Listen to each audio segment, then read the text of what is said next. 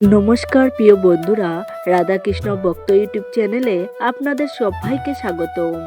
বন্ধুরা, আজকের ভিডিওটিতে আমি এমন কয়েকটি সংকেতের কথা বলবো, যে সংকেতগুলি আপনি তখনই পেতে পারেন যখন ভগবান আপনার সহায় থাকেন। সুখ আর দুঃখ জীবনের অঙ্গ, কিন্তু আপনি আপনার আশেপাশের এমন মানুষকে পেয়ে যাবেন যারা চরম হতাশায় ভুগছেন। তারা এটা ভাবতে শুরু করেছেন যে ভগবান তাদের ভালোবাসেন না, অথবা ভগবান তাদের ভুলে গেছেন। কিন্তু আমাদের অজ্ঞতার কারণে আমরা অনেকেই সেই ঈশ্বরের দেওয়া সংকেত গুলোকে বুঝতে না পেরে সুফল নিতে পারি না।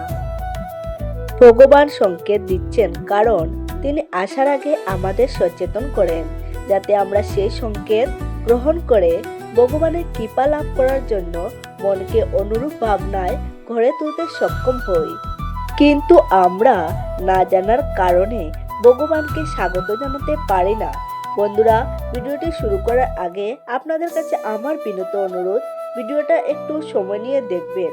বন্ধুরা, এখন যদি আপনার কাছে সময় না থাকে তাহলে পরে দেখুন, কিন্তু পুরোটা দেখুন। আশা করি আপনি নিরাশ হবেন না। বন্ধু, আপনি এটা জানেন কি যে আমাদের ধর্মগ্রন্থে এমন কয়েকটি সংকেতের কথা বলা হয়েছে যার মাধ্যমে এটা বোঝা যায় যে ভগবান সর্বত্র আছেন। আসলে ভগবান সর্বত্র সবার মধ্যেই রয়েছেন। প্রত্যেক প্রাণী অর্থাৎ প্রত্যেক মনুষ্য পরমাত্মারই অংশ, কিন্তু একজন মানুষের মধ্যে জীবাত্মা ও পরমাত্মা দুই থাকে। জীবাত্মাকে তার স্বতন্ত্রতা দেওয়া হয়েছে, সে তার ইচ্ছা অনুযায়ী কাজ করতে পারে, আর মায়ার দ্বারা প্রভাবিত হয়ে সুখ স্বাচ্ছন্দ্য, লোভ লালসা, মোহ ইত্যাদি বশবর্তী হয়ে সে ভুলে যায় যে সে পরমাত্মার অংশ। আর ভগবান ঠিক তখন বিভিন্ন রূপে তার জীবনে কষ্ট প্রদান করে, কারণ তার পরীক্ষা নেওয়ার জন্য, কারণ সে যেন আবার ঈশ্বরকে স্মরণ করে। ঠিক এভাবেই যখন একজন মানুষ বিভিন্নভাবে দুঃখ কষ্ট অনুভব করে, তখন সে ভগবানের কাছে প্রার্থনা করে। কেউ কেউ তো আবার ভগবানকে দোষারোপ করে থাকে। কিন্তু আমাদের এটা অবশ্যই বোঝা উচিত যে সুখ আর দুঃখ আসলে সবার জীবনে আসে। তাই যখন আমাদের সুখের সময় চলে, তখন সতর্ক থাকতে হবে যে আমরা যেন আনন্দের মুহূর্তে আবেগের বশে মায়ার দ্বারা পরিচালিত না হই, আবার নিজের চরম দুঃখের সময় নিজেদের ধৈর্য ধরে রাখতে পারি। কিন্তু বন্ধুরা, যাদের জীবনে দুঃখ আর দুঃখ, তারা দুঃখ পেতে পেতে ভগবানের প্রতি বিশ্বাস চলে যায়। তারা ভাবতে থাকেন যে ভগবানের প্রেম ভালোবাসা বুঝি আর আমার জন্য নয়। তাই বন্ধু, আপনার মনের দ্বন্দ্বকে দূর করার এমন কয়েকটি সংকেতের কথা আপনাকে বলবো। এখানে আপনারা বুঝতে পারবেন যে ভগবান সত্যি আপনার প্রতি সদয় কিনা। এই কয়েকটি সংকেতের মধ্যে কোনো একটি যদি আপনি পেয়ে থাকেন, তাহলে সেই কমেন্টে জয় শ্রীকৃষ্ণ লিখতে ভুলবেন না। তাহলে চলুন কয়েকটি সংকেতের কথা জেনে নেওয়া যাক। বন্ধুরা, প্রথম যে সংকেতের কথা বলবো তা হলো, ভগবান যদি আপনার প্রতি সদয় হয়ে থাকেন, তাহলে যাই করবেন দেখবেন প্রতিটা ক্ষেত্রে আপনি ব্যর্থ হবেন। জীবনের প্রতিটা কর্মেই আপনি অসফল হবেন। হয়তো এটা শুনে আপনার একটু অদ্ভুত মনে হলো, তাই না? হয়তো আপনি এটা ভাবছেন, ভগবান যদি সাথে থাকে তাহলে কপালে ব্যর্থতা কেন জুটবে? কিন্তু বন্ধু, এটাই চরম বাস্তব। আপনি সব কাজেই আপনার 100% দেবেন, কঠোর পরিশ্রম করবেন, কিন্তু তবুও আপনি সফলতা অর্জন করতে পারবেন না।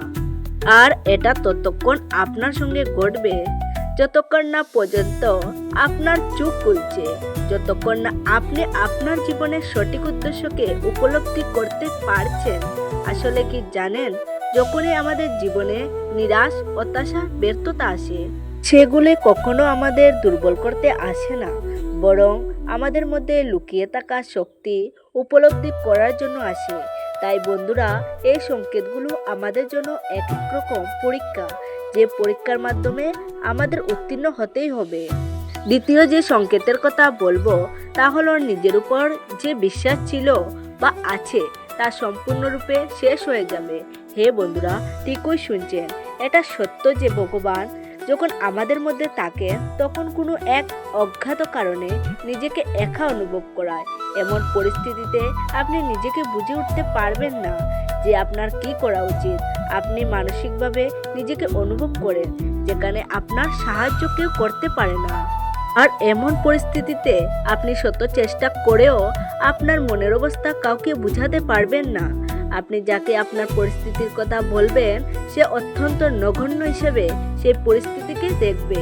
বন্ধুরা, তৃতীয় যে সংকেত তা হলো যে আপনার মনে হবে আপনার জীবনের দুঃখ চরম সীমায় পৌঁছে গেছে। আপনার মনে হবে যে এর থেকে খারাপ আমার জীবনে কিছুই হতে পারে না। আপনি তখন পৃথিবীর সর্বোচ্চ সীমাকে উপলব্ধি করতে সক্ষম হবেন। উদাহরণ হিসেবে বলতে পারি, আপনি তো নিশ্চয়ই মহান সাধকের জীবনের কথা শুনেছেন। তাদের জীবনে বৈরাগ্য থাকলেও আমরা নিজেদের জীবনকে নিজেরাই বড় থেকে বড় দুঃখের কারাগারে আবদ্ধ হয়ে থাকি। জীবন আর ভৌতিক সুখের বন্ধনকে উপেক্ষা করে সাধকের মনে ভগবানকে জানার ইচ্ছা জন্মায়, আর অবশেষে তারা ঈশ্বরের দর্শনও পেয়ে থাকেন। আসলে কি জানেন, দুঃখের বেদনায় ভেঙে পড়া মানুষের কাছে একটা সাধারণ ব্যাপার, কিন্তু এই দুঃখ বেদনায় মানুষের মনে ভগবানের প্রতি প্রেমকে আরো বিকশিত করে। আর এর থেকে মানুষ সে সত্যের সাথে অবগত হয়ে যায় যে সংসারে শুধুমাত্র দুঃখ আর সুখই থাকে না, এছাড়া এমন কিছু জিনিস আছে যা এই সমগ্র সংসারের বিরুদ্ধে, আর সেটাই হলো স্বয়ং ভগবান। আসলে ভগবান প্রথমে আমাদের হারতে শেখায়, কারণ জীবনে যদি না হারেন তাহলে আপনি জেতার অর্থকে উপলব্ধি করতে পারবেন না। তাই বারবার যদি জীবনে আপনি হেরে যান তাহলে এটা একটা সংকেত ভগবান আপনাকে আরো এগিয়ে নিয়ে যেতে চান। চতুর্থ সংকেতটি আপনি সেই সময় পাবেন যখন আপনার জীবন থেকে সকল রকম আশা প্রত্যাশা ভেঙে যাবে, কিন্তু তা সত্ত্বেও আপনার মধ্যে নতুন একটা সম্ভাবনা সৃষ্টি হবে যা আপনাকে সকল রকম বাধা অতিক্রম করতে মানসিকভাবে প্রস্তুত করবে, যা আপনার ভুলগুলোকে দূর করবে, আপনার অভাবগুলোকে পূর্ণ করবে। তার ফলস্বরূপ আপনি আপনার জীবনের সমস্ত রকম অসফলতার কারণগুলোকে খুঁজতে সক্ষম হবেন, নিজেকে প্রশ্ন করা শুরু করবে। তখন আর বন্ধু, এটাই হলো সেই সময় যখন আপনি আপনার অন্তর আত্মার সঙ্গে যোগাযোগ সৃষ্টি করবেন, আর সেখান থেকেও আপনি আপনার নিজের জীবনের একটা পরিবর্তন আনবেন। ভগবান যখন কারো সঙ্গে থাকে তখন তার চরিত্র একটা পরিবর্তন লক্ষ্য করা যায়, আর সেটা অন্য সবকিছুর থেকে আলাদা। যখন থেকে আপনি নিজেকে জানতে শুরু করবেন তখন থেকে শুরু হয় নিজেকে বদলানোর এবং তৈরি করার প্রক্রিয়া লক্ষ্য করবেন। আপনি আগের থেকে অনেক বেশি শান্ত এবং স্থির হয়ে যাবেন। এই সময়ে যে কোনো বিষয়কে গভীরভাবে চিন্তা করতে এবং বিচার করতে শুরু করবেন। যখন আমরা ভগবানকে খোঁজার যাত্রায় বেরিয়ে পড়ি তখন সর্বপ্রথম তিনি আমাদের মধ্যে পরিবর্তন আনতে শুরু করেন, যাতে আমরা তার ভাষাকে বুঝতে পারি। যতক্ষণ না পরমাত্মার এই সংকেতগুলি আমরা উপলব্ধি করতে পারবো ততক্ষণ আমাদের প্রতি তার প্রেমকে উপলব্ধি করতে পারবো না। বন্ধুরা, পঞ্চম যে সংকেতটি হলো আপনি কখনো কোনো জিনিসের জয় বা পরাজয়কে অনুভব করতে পারবেন না। এটা সেই সময় যখন আপনার মধ্যে পরিবর্তন আসতে শুরু করবে, আপনি পরিবর্তন হতে শুরু করবেন। আপনার জীবনকে অনুভব করার দৃষ্টিতেও পরিবর্তন আসতে শুরু করে, যার ফলে বাইরের জগতে ঘটে যাওয়া ঘটনাগুলির প্রভাব আপনার প্রতি খুব কম হবে। বাইরের জগতের অতিরিক্ত ঘটনাগুলো তখন অতিরঞ্জিত ঘটনা বলে আপনার কাছে এটা একটা নাটকের মতো মনে হবে। আপনার বাস্তবিক জীবনে তার কোনো মূল্যই থাকবে না। তখন আপনি শুধু নিজেকে উন্নত করার চিন্তাতে ব্যস্ত থাকবেন। এই অবস্থাকে ভগবদ গীতায় ভগবান শ্রীকৃষ্ণ স্থিতপ্রজ্ঞ হিসাবে বর্ণনা করেছেন। অর্থাৎ এটা মনের সেই অবস্থা যখন মনের দুঃখ, সুখ, জয়, পরাজয়, আনন্দ, বেদনা ইত্যাদি মনের উপর কোনো প্রভাব ফেলতে পারবে না। ষষ্ঠ সংকেতটি হলো খুব কম সংখ্যক ব্যক্তির জীবনে অনুভব করতে পারে। আপনার কি কখন এরকম মনে হয়েছে যে আপনি ভগবানের খুব নিকটে পৌঁছে গিয়েছেন, বা অদৃষ্ট থেকে কেউ সবসময় আপনাকে লক্ষ্য রাখছে, বা আপনি মনের অজান্তে ভগবানের সঙ্গে কথা বলছেন? এই অনুভূতিগুলি একমাত্র তারাই পেয়ে থাকে যারা অত্যন্ত ভাগ্যশালী এবং ভগবানের কৃপা দৃষ্টি ইতিমধ্যে লাভ করে ফেলেছেন। এই সংকেত যদি আপনি পান তাহলে জানবেন এটি ভগবানের সবথেকে কঠিন পরীক্ষা, যেখানে আপনার বিশ্বাস, ভক্তি এবং বুদ্ধির পরীক্ষা নেওয়া হবে। যা কিছু আপনি জীবনে শিখেছেন সেই সব কিছুরই পরীক্ষা আপনাকে দিতে হবে। সপ্তম যে সংকেতটির কথা আপনাদের বলবো তা অতি বিচিত্র এবং অদ্ভুত মনে করা হয়। যখন ভবিষ্যতের ঘটনাগুলি কেউ আগে থেকেই দেখতে পান তাহলে তার অর্থ হলো ঈশ্বর সংশ্লিষ্ট ব্যক্তিকে সংকেত দিচ্ছে আগামী দিনে তার জীবনে ভালো কিছু ঘটতে চলেছে।